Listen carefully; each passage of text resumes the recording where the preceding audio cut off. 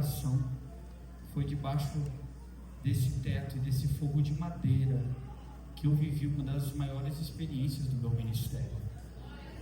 Faz 25 anos que isso aconteceu, e todas as vezes que eu entro aqui, o meu coração ainda se alegra em saber que o Senhor ainda fala neste lugar.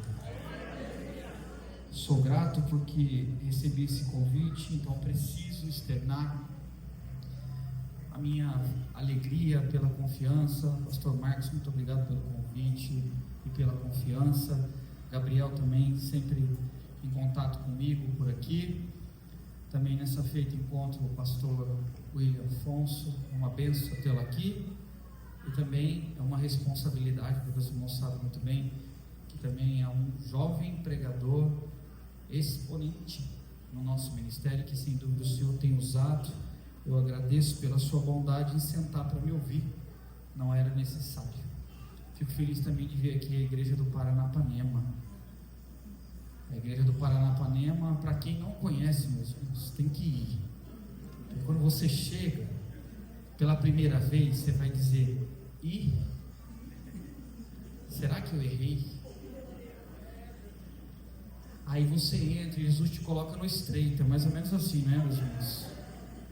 Aí quando você entra, você percebe que, como os cristãos da antigamente escondidos, há uma igreja cheia de Deus.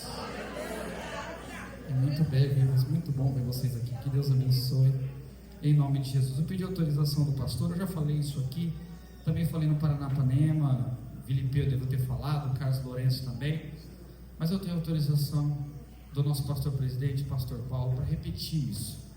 No final do culto, vou ser breve hoje, eu convido você para me ajudar a fazer missões. Os irmãos sabem que o Senhor colocou um propósito no meu coração quando eu lancei meu primeiro livro.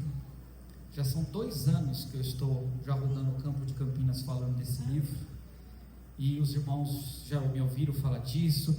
Eu queria vender 1000 livros, mas já são mais de 2.500 livros vendidos. A renda desses livros vai para o Instituto Paulo Freire. Nós fizemos uma primeira reforma no Instituto, vamos fazer agora a reforma do refeitório. Não sei se já chegou um vídeo para os irmãos aqui. Nós temos orado para que o Senhor nos ajude a reformar também o refeitório.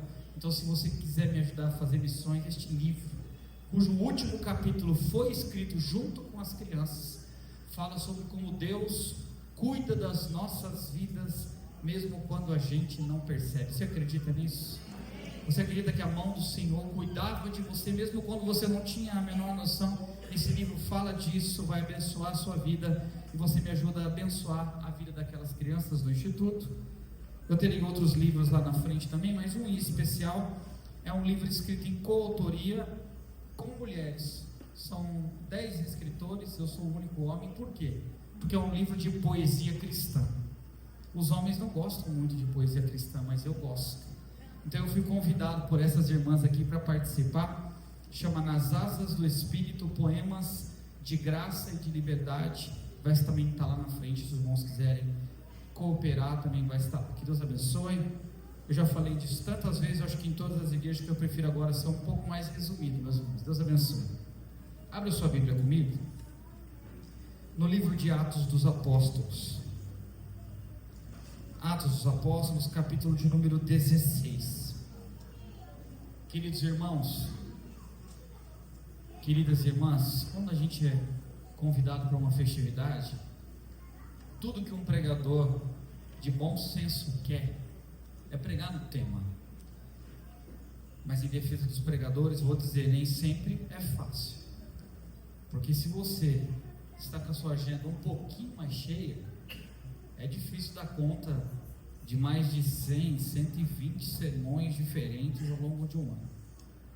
Mas sabe que às vezes, o pastor William sabe o que eu estou falando, às vezes você é convidado e o tema é uma mensagem que o Senhor já tem falado contigo, e às vezes o tema é uma mensagem que você, por alguma razão, nunca pregou. E quando isso acontece, é um convite que Deus faz para o pregador, para voltar a um texto que às vezes nem ele sabe explicar, porque que ele não tem um sermão sobre isso. Foi assim que eu me senti com Atos capítulo de número 16. Eu já ouvi muitas pregações, é um texto muito conhecido, mas nunca tinha chegado. Aprendi outra coisa pregando a palavra do Senhor, que por mais que o pregador receba pressão de todos os lados, ele precisa acreditar que o Senhor tem uma palavra para a igreja, que Deus continua o mesmo, que nada pode impedir aquilo que Deus tem para fazer. E se ele se conectar àquilo que Deus entregou ao coração da igreja, ele está mais perto da mensagem que Deus tem. Então eu gostaria de ler o capítulo 16, um pouco mais versículos do que sou acostumado a ler, para que eu pudesse, na hora que eu explicasse, entender junto com vocês mais rápido a direção que o Senhor colocou. Tudo bem? Da leitura ser um pouquinho mais longa. Atos capítulo 16, a partir do versículo de número 1. Parece uma leitura despretensiosa, desnecessária, mas quem ama a palavra do Senhor gosta desse início desse capítulo. Ele diz assim: e chegou a Derbe e Listra, e eis que estava ali certo discípulo por nome Timóteo, filho de uma judia que era crente, mas de pai grego, do qual davam bom testemunho os irmãos que estavam em Listra e em Icônio. E Paulo quis que este fosse com ele, e tomando o circuncidou, por causa dos judeus que estavam naqueles lugares, porque todos sabiam que o seu pai era grego. E quando ia passando pelas cidades, lhe entregavam para serem observados os decretos que haviam sido estabelecidos pelos apóstolos e anciãos em Jerusalém, de sorte que as igrejas confirmadas na fé a cada dia cresciam em número. E passando pela Frígia e pela província da Galácia, foram impedidos pelo Espírito Santo de anunciar a palavra na Ásia. E quando chegaram a Mísia, intentavam ir para Bitínia, mas o Espírito de Jesus não permitiu. E tendo passado por Mísia, desceram a Troade. E Paulo teve de noite uma visão, que se apresentou um varão da Macedônia e rogou-lhe, dizendo: passa a Macedônia e ajuda-nos. E logo depois desta visão procuramos partir para a Macedônia, concluindo que o Senhor nos chamava para anunciarmos o Evangelho. E navegando de Troade, correndo em caminho direto para Samotrace, e no dia seguinte para Neápolis, e dali para Filipos, que é a primeira cidade desta parte da Macedônia, que é uma colônia, estivemos alguns dias nessa cidade. E no dia de sábado, saímos fora das portas para a beira do rio, onde julgávamos ter lugar para orar. E assentando-nos, falamos às mulheres que ali se ajuntaram. E certa mulher chamada Lídia, vendedora de púrpura da cidade de Tiatira, e que servia a Deus, nos ouvia, e o Senhor lhe abriu o coração para que estivesse atenta ao que Paulo dizia. E depois que foi batizada, ela e sua casa nos rogou, dizendo: se haveis julgado que eu seja fiel ao Senhor, entrar na minha casa, ficai ali. E constrangeu a isso. E aconteceu que, mais uma vez, indo nós à oração, saiu ao encontro uma jovem que tinha o espírito de adivinhação, que adivinhando dava grande lucro aos seus senhores. Esta, seguindo a Paulo e a nós, clamava dizendo: estes homens que nos anunciam o caminho da salvação são servos do Deus Altíssimo. E isto fez ela por muitos dias, mas Paulo, perturbado, voltou-se e disse ao Espírito: em nome de Jesus Cristo te mando que saias dela. E na mesma hora saiu. E vendo seus senhores que a esperança do seu lucro estava perdida, prenderam Paulo e Silas, levaram à praça à presença dos magistrados, e apresentando-os aos magistrados, disseram: estes homens, sendo judeus, perturbam a nossa cidade e nos expõem costumes que nos não é lícito receber nem praticar, visto que somos romanos. E a multidão se levantou unidas contra ele. Os magistrados, rasgando-lhes os vestidos, mandaram açoitá-los com varas.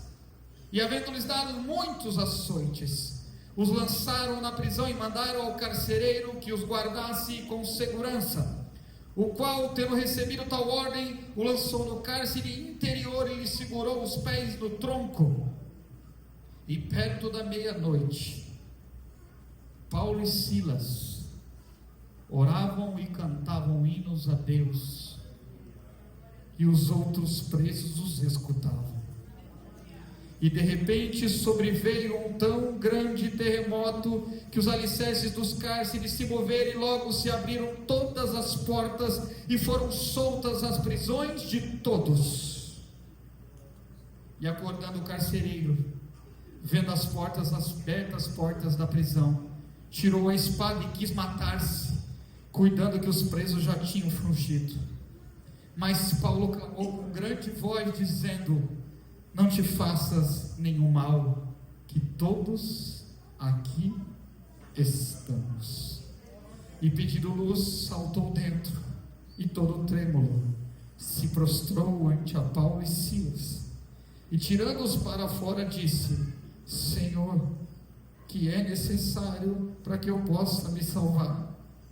E lhe disseram: crê no Senhor Jesus, e será salvo, tu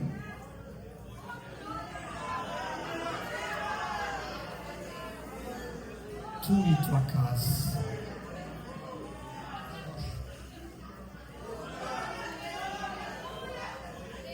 Tem palavras que não precisariam ser pregadas, tem texto que não precisa de orador, tem palavras que ao serem lidas vão queimando o nosso interior pouco a pouco, como se o Espírito, camada por camada, fosse abraçando o nosso coração e nos levando através da palavra. Mas se o Senhor permite a este pedaço de barro pregar algo aos irmãos, e as irmãs aqui presentes permitam, o Evangelho chegava na Europa, minhas irmãs. Paulo iniciava a sua segunda viagem missionária. E por mais que num primeiro momento pode parecer que o começo do capítulo parece desnecessário ao tema ou à mensagem, é importante perceber e entender que crente de verdade sabe que toda a Escritura é divinamente inspirada. Se ela é divinamente inspirada, há nela, às vezes escondido, às vezes numa vírgula, às vezes onde o pregador não vê, uma palavra de Deus para as nossas vidas. Paulo estava vivendo a sua segunda viagem missionária, e o início do capítulo é uma lista de cidades que Paulo vai passando: é Derbe, é Listra, é Icônia, é Frígia, é Galácia, é Mísia. Fala de Paulo encontrando com Timóteo, jovem conhecido de testemunho, que Paulo diz: olha, vem fazer parte. Acontece que irmão está aí, mas se você fizer uma conta simples, você vai saber que quem escreveu Atos dos Apóstolos foi Lucas. Lucas está contando sobre a viagem de Paulo. Lucas está dizendo que Paulo está com Silas. Mas quando Lucas conta a história, ele usa o pronome nós. Significa que Lucas estava junto. E de não bastasse Lucas, Paulo e Silas juntam um Timóteo. E eu pergunto para vocês, minhas irmãs, que tipo de quarteto era esse? Que tipo de grupo cheio de Deus era esse? Imagine o diabo querendo destruir, querendo atrapalhar, e lá vem Paulo, Silas, Lucas e Timóteo. Era para tremer qualquer cidade. Deixa eu entregar uma coisa que o Senhor falou comigo: com quem você está andando? Com quem você tem dividido a sua vida? Com quem você tem dividido o seu ministério ou a sua família? Ande do lado daqueles que são melhores do que você. Ande do lado daquela irmã que é cheia de Deus. Ande do lado daquela irmã que não te liga para contar novidade de ninguém. Ela te liga para dizer: estou entrando para orar agora. Se der, dobra o joelho deste lado aí. Porque quando você anda ao lado de gente que está perto de Jesus, você fica mais perto de Jesus. Esse quarteto avança, mas diz o texto que quando Paulo tenta ir para a Ásia e tenta ir para a Bitínia, o Espírito do Senhor impede que Paulo avance. A Bíblia não dá os detalhes de como foi que isso aconteceu, se Paulo sentiu no seu coração, ou se os acontecimentos mostravam que não era uma boa direção. Os historiadores dizem que o norte ficou barrado, que o sul ficou barrado, e Paulo teve que ir para o oeste. Deixa eu dizer uma coisa para você: Deus não nos guia apenas pelo sim. Deus não nos direciona apenas com sim. Nós servimos um Deus que escreve a nossa história através de nãos também. Então, se uma porta parece se fechar à sua esquerda ou à sua direita, coloque o seu coração naquele que tem direcionado a sua vida e a sua história. Nem toda porta aberta é de Deus, e nem toda porta fechada é derrota. Às vezes é só o Senhor te guiando na direção daquilo que Ele tem para a sua vida. Eu vou reforçar porque é necessário, mas na nossa vida, muitas vezes temos nãos. Nós oramos pedindo e Deus diz não, nós mudamos a rota e vamos nos ajustando. Preciso de um pouquinho mais de som, não estou me ouvindo, meus irmãos. E vamos nos ajustando, tentando nos encontrar naquilo que Deus tem para as nossas vidas. Maravilha, melhorou. É porque o nosso Deus também nos guia pelo não.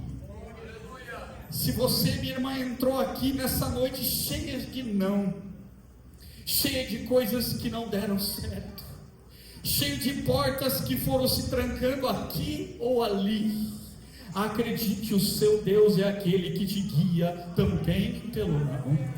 Queridos obreiros, não somos muitos aqui, mas permita-me falar. Às vezes na vida e no ministério, algumas portas se fecham. Vamos ouvindo um não daqui, um não dali, e dá uma impressão de que Deus não está nos levando naquilo que colocamos no nosso coração, mas é Ele nos guiando, porque há uma Filipos preparado. Há um lugar preparado, e quando Deus prepara o lugar, Ele orienta. O texto diz que Paulo à noite teve uma visão, um varão da Macedônia, porque na visão ele viu um varão da Macedônia, porque era um homem vestido com vestes daquela região, dizendo: Paulo, passa para a Macedônia e nos ajuda deste lado. E o Paulo, que não entendia os nãos do Espírito, percebeu que ele tinha uma direção para ele. Nós temos que abrir o nosso coração e entender que Deus sempre nos guiará. Ora pelo sim, ora pelo não. Ora por visões, ora por sonhos. Ora entendendo e ora não entendendo. Mas a nossa vida está nas mãos dele. Quem é que tem a vida nas mãos do Senhor? Havia uma Filipos preparada. Filipos era uma colônia romana, e por ser uma colônia romana, Filipos podia gozar dos privilégios legais e da identidade imperial. Por isso era lá dentro que os magistrados e também toda a polícia romana atuava com extrema liberdade. E por que eu li o capítulo todo, minhas irmãs? Porque é impossível passar por este texto e não perceber uma coisa que o Senhor falou comigo ontem, enquanto eu meditava no que eu podia trazer para os irmãos. Deus desviou o caminho de Paulo, mas não foi por causa do Paulo. Deus desviou o caminho daqueles 4, porque tinha algo para fazer na vida de outros 3. Quando você lê a sequência do livro, você vai perceber que há pelo menos 3 pessoas que estão presas em Filipos. A primeira que está presa é Lídia, a vendedora de púrpura, presa no contexto econômico, temia ao Senhor, mas ainda não havia entregue o seu coração. A segunda é o que chamo da jovem pitonisa, presa espiritualmente por forças malignas. E o terceiro é o carcereiro, que tinha a profissão de prender as pessoas, mas era ele que estava preso àquele sistema. Deixa eu dizer uma coisa: Deus muda o rumo da sua vida para mudar o rumo da vida das outras pessoas. Deus muda o rumo da sua história para mudar a história de outras pessoas. Quem é movido pelo Espírito de Deus tem que estar disposto a fazer a curva na sua vida, porque Deus tem um encontro com a história de outras pessoas. Eu estou pregando aqui para irmãs do círculo de oração, mulheres de Deus, e eu sei que tem pessoas da sua família, pessoas por quem você ora, que você gostaria que estivesse aqui. Deus muda o rumo da sua história para mudar a história das pessoas com quem você tem ao seu redor. Deus te trouxe aqui para dizer: eu estou dando direções novas, porque você vai mudar a vida de pessoas através do seu testemunho, através da sua vida, através da sua história. A primeira pessoa era Lídia, presa pelo sucesso, vendedora de púrpura. A púrpura era uma cor quase impossível de se conseguir naquela época, porque era um azul que só podia ser conseguido ao esmagar um determinado tipo de molusco, e aí deixava ele de molho com os tecidos por dias, até que aquilo ficasse azul. Então era caro a púrpura, era difícil fazer aquilo, e ela começou a enriquecer com aquilo, e ao mesmo tempo que ela enriquecia, ela ficou presa ao contexto do sucesso. Deixa eu dizer uma coisa para você: cuidado para o sucesso não te prender. Cuidado, porque as coisas às vezes estão dando certas, mas o coração ainda está preso. Cuidado, porque o mundo em que nós vivemos, algumas pessoas aparentam estar bem, mas dentro delas há uma prisão espiritual. A vida de Lídia estava uma bênção, a empresa estava funcionando normalmente, mas Lídia ainda não conhecia ao Deus Todo-Poderoso. E o texto vai dizer que Paulo procurou ir num lugar onde ele acreditava ser um lugar de oração perto das águas. Vou repetir: Paulo foi orar. E por que eu estou falando que Paulo foi orar? Porque vocês escolheram um texto de Paulo orando, mas Paulo não orou somente no texto que vocês escolheram. Paulo orava. E quando você sai para orar, Jesus pode mudar a vida das pessoas. Paulo saiu para orar, Lídia ouviu, Lídia se arrependeu, Lídia se converteu, de tal ponto que ela disse: vem para minha casa que eu vou cuidar de vocês.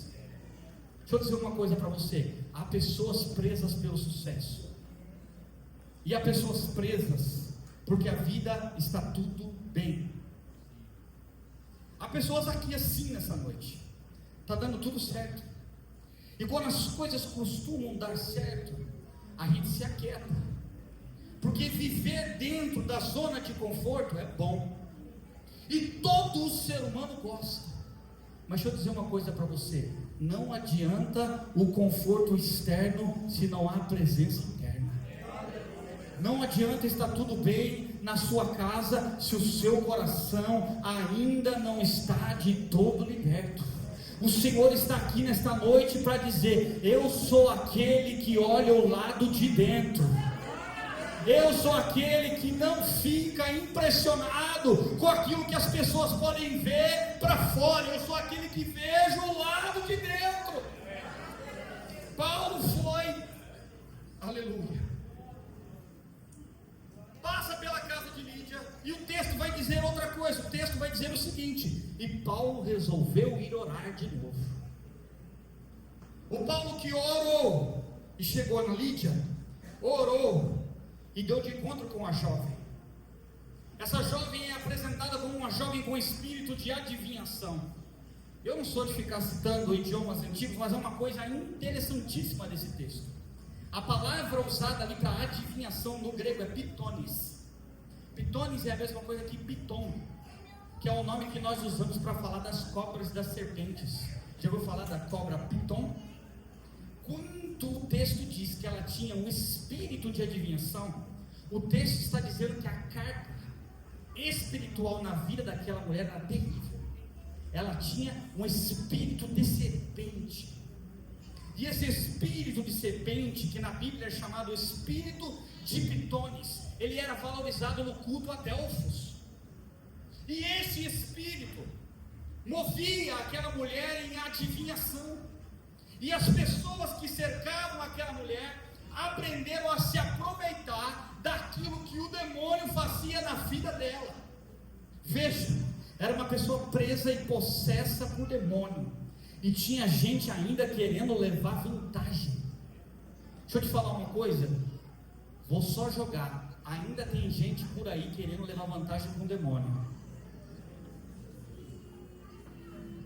Entrevista, ele prega mais do que o próprio pregador, dá espaço, cria um cenário, porque chama a atenção. Mas o Senhor não se engana. Aquela jovem começou a perseguir Paulo, até o momento que Paulo resolve dar um basta naquilo. Sabe por quê? Porque não adianta ter dom, não adianta parecer que está falando a verdade, se por dentro há demônio. Porque o texto diz que aquela jovem falava para Paulo: estes homens são servos do Deus Altíssimo. Aquilo que ela falava era verdade, mas aquilo que estava dentro dela era mentira. E cuidado, porque quando você vem na igreja, dá glória a Deus, dá aleluia, estou falando a verdade, mas o que está dentro de você não é verdadeiro. Os homens podem não ver, mas Deus ainda vê. A jovem pitonisa enganava porque ela falava verdades, ela profetizava coisas que agradavam os outros. E tem muita gente que ainda corre atrás de profeta que agrada, mas não sabe o que está do lado de dentro. Mas quando você não cuida do lado de dentro e fica profetizando sobre a vida dos outros, você está entrando no mesmo erro desta jovem. Não adianta aquilo que está para fora ser bom se aquilo que está dentro não parte de Deus. Mas eu tinha que falar essa parte difícil da mensagem aqui. Sabe por quê? Porque nós servimos um Deus que ainda quebra correntes. Não parece que você entendeu. Nós servimos um Deus que ainda quebra correntes. Nós servimos um Deus que ainda liberta. Nós fazemos parte de uma igreja pentecostal, meus irmãos. A Assembleia de Deus não tem que ter medo de demônio, não tem que ter medo de estender a mão. Crente cheio do Espírito Santo não tem que ter medo daquilo que aparece sem Deus, porque maior é aquele que está em nós.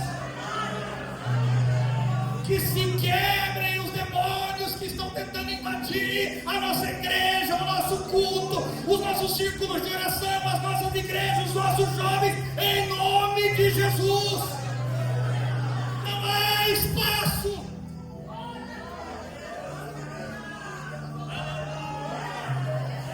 Se isso está acontecendo no seu lar, levante a sua mão na direção da sua casa e fala: lá na minha casa a mentira não terá lugar.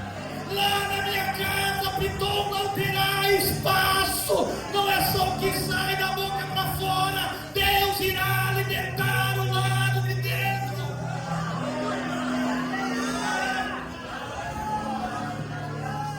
Eu acredito que Jesus ainda liberta. Eu acredito que Ele ainda liberta. No momento em que aquele demônio saiu daquela menina, automaticamente ela não podia mais adivinhar. E os homens sentiram no bolso, porque homens maus só se movem quando o bolso fura. Homens maus só percebem que tem que fazer alguma coisa quando há prejuízo. E é nessa circunstância que eu precisava pregar anteriormente, que chega o tema que as irmãs escolheram. Paulo e Silas, por alguma razão Timóteo e Lucas escapam aqui. O texto não explica exatamente. Paulo e Silas são presos e levados na Ágora Romana. Presta atenção aqui agora. Eles são levados na Ágora Romana. Só que eles eram cidadãos romanos e não poderiam ser julgados como judeus. Mas acontece que a Roma da época, ela odiava qualquer insurgência religiosa. Havia uma lei em latim que era Pax Romana, ou seja, a paz de Roma deve imperar. Os romanos tinham se acostumado a conviver com os judeus, mas eles odiavam os judeus. Mas eles não conseguiam aceitar a ideia que aqueles homens ali não traziam a fé dos judeus, mas pregavam algo que os judeus não eram capazes de pregar. Então, como aquilo podia ser uma insurgência contra a Pax Romana, o texto diz que eles são julgados ali de forma errônea. Eles são julgados ali de forma totalmente errada, como perturbadores. O texto diz: esses homens estão perturbando a nossa cidade. Minha irmã, se a sua fé não incomoda ninguém, talvez ela não está viva. Se a sua vida não incomoda nada, você precisa refletir. Se a sua trajetória faz com que pessoas sem Deus não sintam absolutamente nada, elas não querem saber de Jesus, elas não ficam mais próximas de Jesus. Quando estão próximas de você, você precisa repensar a sua vida. Posso falar uma coisa? O melhor elogio que um crente poderia ouvir: ele está perturbando a cidade, ele está pregando o evangelho e perturbando a cidade. Ela está falando de Jesus lá no trabalho dela, está perturbando aquele patrão. Ela está entregando folheta, perturbando os demônios. Ele está agindo, ela está fazendo na direção do reino, e o mundo está percebendo que há algo diferente ali. Tinham chegado os perturbadores, aleluia. Tinham chegado aquele grupo, tinha chegado homens cheios de Deus. E quando o homem e a mulher é cheia de Deus, ela incomoda de alguma forma. E eu não estou falando apenas de fazer inimigos, eu estou falando de você estar no lugar, as pessoas falarem, olhar para você e falar assim: olha, tem alguma coisa na sua vida, fala para mim o que é. Ora por mim.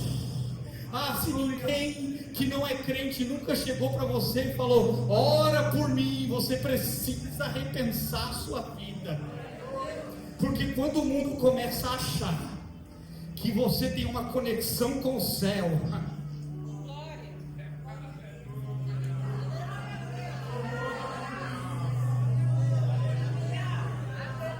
pode ser ateu, não acredita em Deus, pode estar mergulhado na maior tristeza, ele olha para você e fala assim: olha, eu não entendo nada da fé dele, mas da fé dela, mas tem alguma coisa diferente ali, ora por mim. É o mundo dizendo: eu acho que você tem um canal de contato que eu não tenho. Quem tem esse canal de contato aqui nessa noite? Se você tem esse canal de contato, o mundo precisa ver.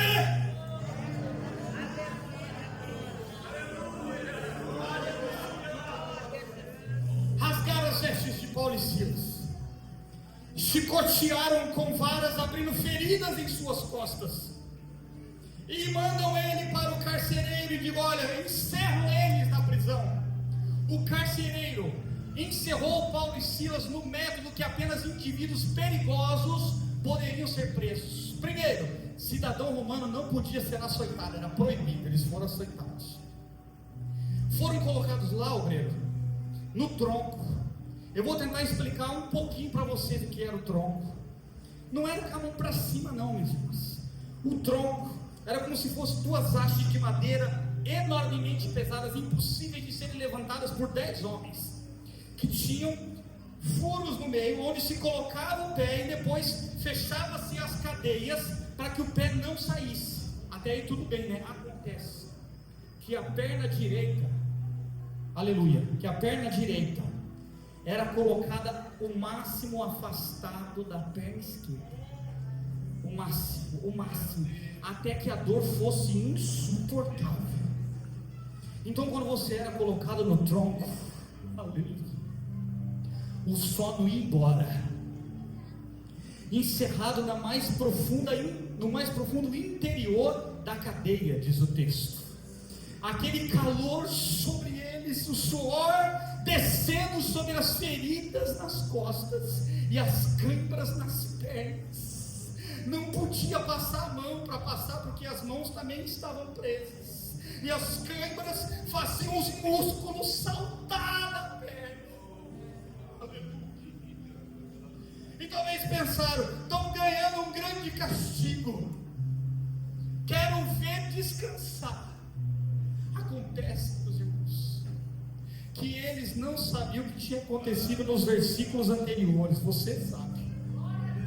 Quando Paulo chegou em Filipos, o texto diz: onde é que tem lugar para orar?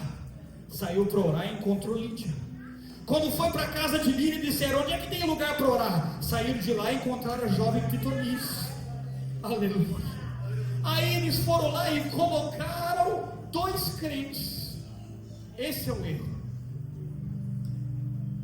Se colocasse Paulo e Silas separados, não dava nada. Mas quando você coloca 2 ou 3,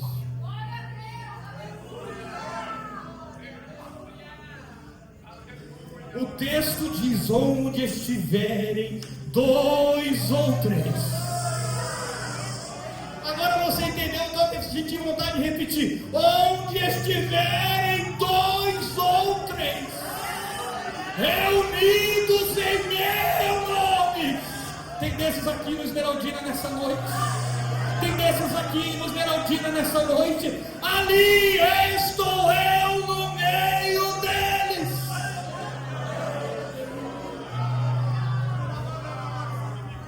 O inimigo achou que estava encerrando, mas estava dando um lugar para vigília.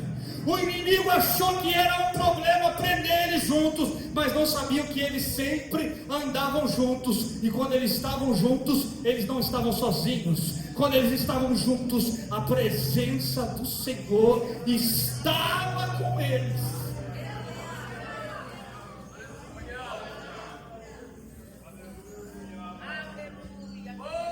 Eu preciso falar uma coisa aqui. Eu prego há muitos anos, minhas irmãs. Nunca me deram chicotadas. Nunca me prenderam. Pelo contrário, eu vou pregar e tem uma vaga para o meu carro. Tem uma mesinha para os meus livros. Tem um papel com o meu nome para eu sentar. Eu prego nos lugares, às vezes eu ganho toalhinha. Eu estou só deixando a dica, tá, minhas irmãs? Eu ganho toalhinha, eu ganho perfume, sabe como é que é? O povo cuida da gente. Minha vida é fácil. Paulo estava preso por pregar. E nós estamos aqui livres. Nós somos o tipo de gente que não podemos ser contados com esses. Nós somos o tipo de gente que não pode colocar o nosso nome junto com Paulo, com Silas e alguns homens e mulheres da história da igreja, porque a nossa vida é fácil, é tranquilo. Você pode estar passando prova, minha irmã, me perdoe dar essa cajadada em você, mas que compara? Ser chicoteado, preso e amarrado sem motivo, com as pernas abertas, sentindo dores descomunais. E aí eu digo para você, o que você faria? A gente reclama por menos, a gente se irrita por nada, a gente fica bravo porque a cor não é a cor que eu queria do vestido, a gente se incomoda porque não gostaram do hino que a gente colocou, a gente fica bravo porque ouviu que um ou outro não gosta da nossa pregação, a gente fica incomodadinho porque disseram: eu não sei porque ele está dirigindo aquela igreja ou aquela outra igreja. Isso não é nada. E aí, meus irmãos, o pregador às vezes precisa gritar no púlpito para dizer para você dar um glória a Deus, para você dar um aleluia. Olha para o pé da sua irmã e olha para o pé dela. Só verifica para mim se tem tronco. Alguém aí? Alguém está preso? Sentindo câimbras? Dá uma olhada nas costas dela aí, vê se tem marca de açoites.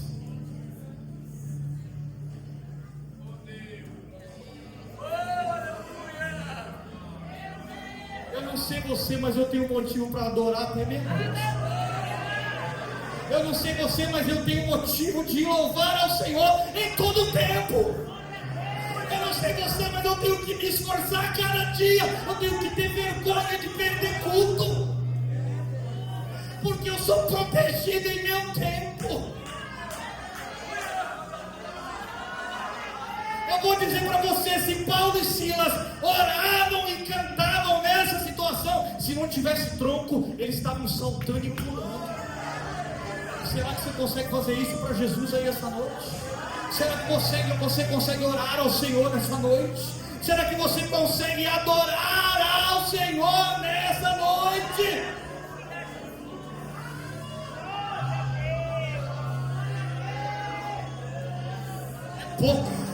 É pouco, minha irmã, é muito pouco. Pode dar glória, misturar com aleluia e falar em mistério nessa noite, ainda é pouco. E perto da meia-noite, aleluia, acharam que ia calar o Paulo e o Silas. Acharam que ia calar os dois, mas um cutucou o outro e falou: olha, eu acho que temos uma oportunidade para orar. Então ora daí, Silas, que eu oro daqui. Ora daí, que eu oro daqui. Glorifica daí, que eu dou aleluia daqui. Canta um hino daí, que eu faço a segunda voz desse lado. Não tinha playback, não tinha músico, não tinha ar-condicionado ou ventilador, mas isso não impediu um crente de adorar. Jesus te chamou nessa noite para borrar essa maquiagem, para suar esse vestido, para quebrar o salto desse chinelo, porque você vive um tempo onde adorar e cantar é muito mais fácil. Cadê os adoradores aqui nessa noite? Eu quero te ouvir, adorador. Cadê você aqui nessa noite? Me dê motivos, Eduardo, eu vou dar alguns. Primeiro,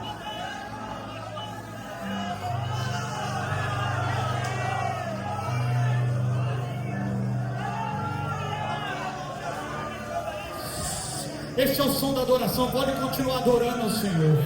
Se tem uma coisa que não atrapalha pregador, é glória a Deus misturado com aleluia, é língua estranha, é mistério, é presente. Paulo e Silas não sabiam do terremoto obreiro. Paulo e Silas não sabiam o que ia acontecer. Você conhece a história e você sabe o que aconteceu depois, mas Paulo e Silas não sabiam. Sabe o que a gente aprenda? Sabe o que a gente aprende? Ore sem resposta visível. Adore sem garantia de milagre. Ore, adore, mesmo que o passado tenha sido ruim, porque eles tinham sido injustiçados, mesmo que o presente seja de dor, porque é o que eles tinham, e mesmo que você não conheça o futuro, eu vou te explicar. Adore ao Senhor e ore ao Senhor, independente das dores do passado, das mágoas e do que fizeram para você. Mesmo que você não tinha culpa de nada, seja capaz de adorar e louvar ao Senhor, independente das dores do passado. Tem crente que é traído, nunca mais consegue dar glória a Deus, mas hoje não. Hoje Jesus vai pegar você, minha irmã, vai pegar você, meu irmão, e vai tratar essas dores do passado e colocar um novo cântico na sua boca. Quem aqui está disposto a adorar independente das dores do passado? Adore independente das dores do presente. Eu vou repetir. Paulo tinha açoite, o que você tem? Ele tinha um glória. Silas tinha um aleluia. O que você trouxe aqui nesta noite? Paulo sentia câimbras em suas pernas e dores. Eles não podiam sair do lugar que eles estavam para fazer as suas necessidades. Imagine aquela situação toda, mas eles diziam: independente da dor do presente, eu tenho uma adoração ao Senhor. Independente da dor do presente, eu tenho uma oração ao Senhor.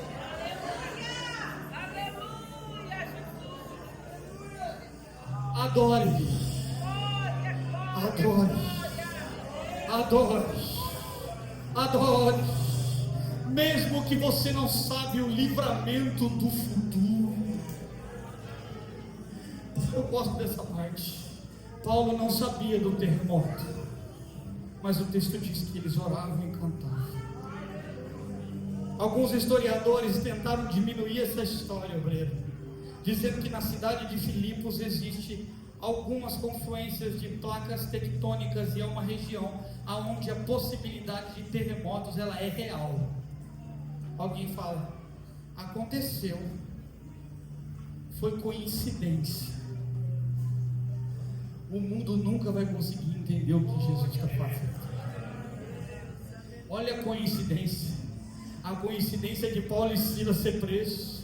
Olha a coincidência de Paulo e Silas estar na prisão. Olha a coincidência de ser meia-noite. Olha o Deus das coincidências. Eles oravam ao Senhor e um grande terremoto acontece, e a terra começa a se mexer, e Deus começa a tratar a estrutura por baixo, porque o Deus que você serve é aquele que soluciona os problemas estruturais, é aquele que vai aonde o problema começou. As estruturas começaram a se mexer em razão do terremoto, disseram coincidência. Então eu quero ver você entender essa coincidência, porque um terremoto pode mover a terra, e um terremoto pode derrubar a porta, mas um terremoto não pode romper cadeias. E o texto diz: glória, aleluia. Meu Deus, meus irmãos, o texto diz que a terra se moveu. Sabe o que Jesus vai fazer pela sua vida? Mover estruturas, modificar coisas que ninguém acha que pode mudar, transferir situações que você acha que não são possíveis de ser transferidas, derrubar as portas, aleluia, e quebrar as cadeias. Quando as cadeias se soltaram, aleluia, quando elas se soltaram, o texto diz que o carcereiro acorda, pega a espada e diz: vou me matar. Acontece, meus irmãos, eu amo poder estar falando isso aqui, é que o terremoto não foi por causa de Tom. O terremoto não foi por causa de Silas, obreiros. Sabe por quê, pastor? Porque depois que eles foram soltos, eles não fugiram da prisão, eles esperaram a validação da sua soltura. Deus não enviou o terremoto para quebrar os açoites de Paulo e de Silas. Deus enviou o terremoto por causa do carcereiro. Havia um homem dentro daquela prisão que não estava atrás da cela. Ele era o dono das chaves. O dono das chaves se levantou e disse: eu vou morrer, aleluia. Mas Deus tinha enviado um terremoto por causa dele. Era Deus falando para o carcereiro: as chaves são tuas, mas as portas são minhas.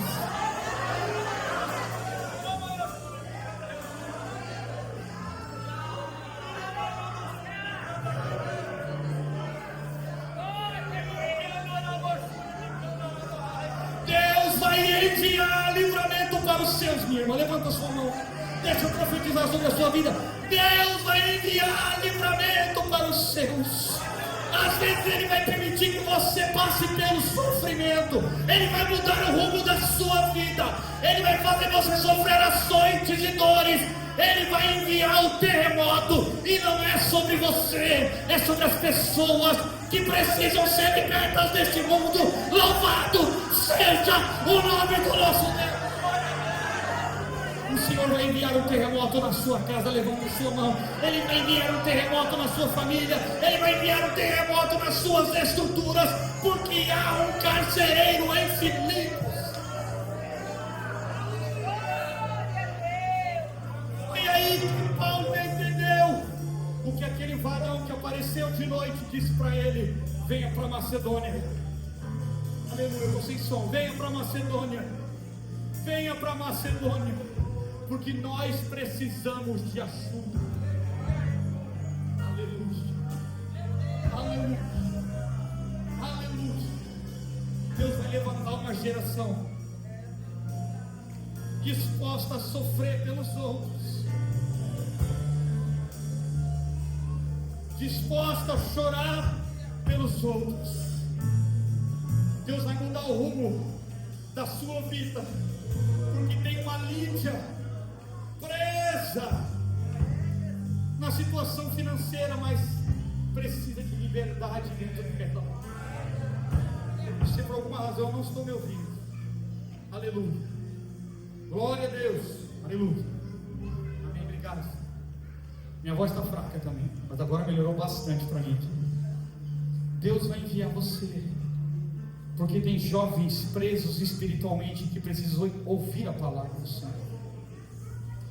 Deus vai enviar você, porque tem gente que acha que está fechando tudo porque tem a chave, mas não conhece aquele que é porta. Que glória fraca depois dessa, meus irmãos. Ele vai enviar você. O carcereiro disse: o que é que eu tenho que fazer para me salvar? Aleluia. E é aí que o versículo conhecido por todos foi falado: creia, aleluia, creia no Senhor Jesus e será salvo.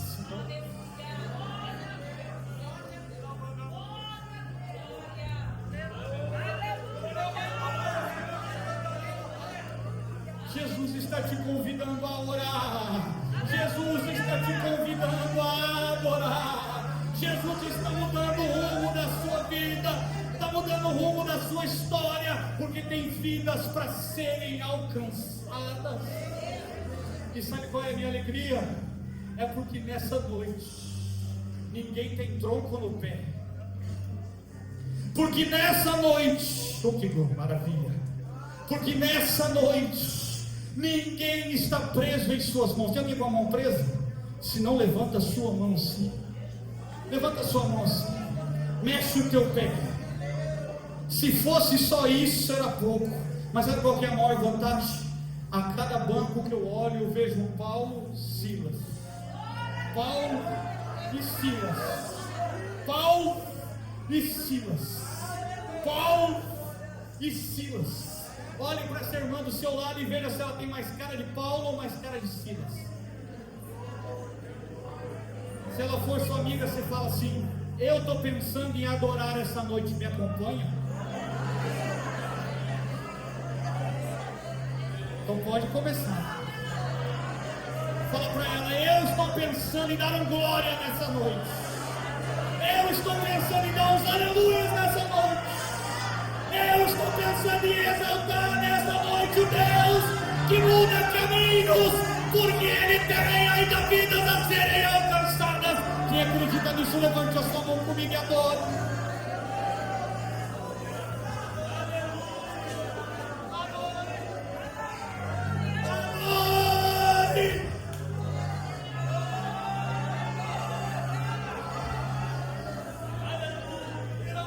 Sentindo uma presença aqui, meus irmãos. Você está sentindo que eu estou aqui também? Meu Deus do céu. Eu senti de falar algo aqui. Eu acho que eu até falei isso aqui. Se eu não falei, me perdoe se eu falei. Qual era a música? Não sei. Eu já vi que todo pregador que prega isso canta aqui. eu não posso cantar hoje, porque eu estrago o que eu fiz até agora. Se a minha nota era 6, ela vai cair para 3 ou 4. Mas eu fiquei pensando em o que seria. E aí eu lembrei do que eu aprendi com um pregador norte-americano, que eu tive o prazer de conhecer. Ele estava pregando a palavra, eu vi ele pregar 3 vezes no seminário. Eu não sei se eu já falei isso. Não, né? Acho que não. E ele falou assim, que nós temos que aprender a adorar. Quem gostaria de aprender a adorar? Já vou terminar, tá, meus irmãos? Nós temos que aprender a adorar como o céu adora. Ele fala, e o céu ensina como adora. E aí ele fala assim, quando Isaías chegou no templo, ele viu o Senhor assentado no alto e sublime trono. Não é isso que diz o texto? E a orla do seu manto enchia o templo. E ele fala, os serafins voavam ao redor do trono e tinham 6 asas. Conhece essa parte? Com 2 cobriam os rostos, com 2 cobriam os pés, com 2 voavam e cantavam dizendo o quê? Segura, porque não é bem isso que está escrito. O texto diz, cantavam uns para os outros. A palavra no original é cantavam uns contra os outros.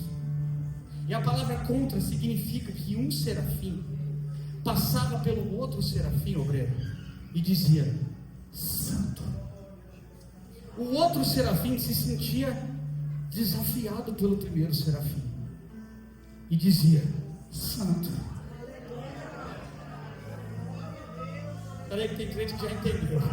Pode ir adorando, eu vou explicar, mas eu vou explicar. Aleluia. Porque serafim não aceita adoração. Então eles não estavam falando um para o outro, eles estavam cantando um contra o outro.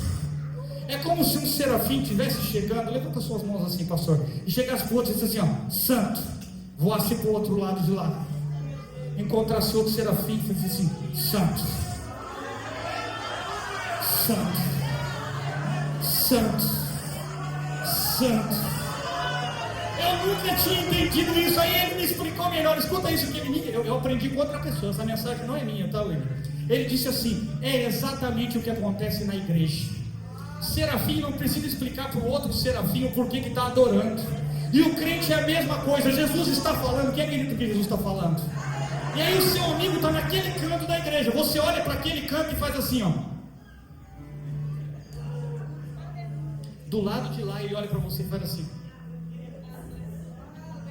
Quando você menos imagina, quem está desse lado diz, glória a Deus! Percebeu que não tem como não responder? A pessoa do outro lado diz o quê? Aleluia! Só que tem um crente que não sabia que você estava falando com ele, achou que era com você. Aí você responde para ele, glória a Deus! Aí tem um do lado que não sabia que ele estava com ele e que você entrou nessa e diz aleluia! Está vendo como vai acontecendo?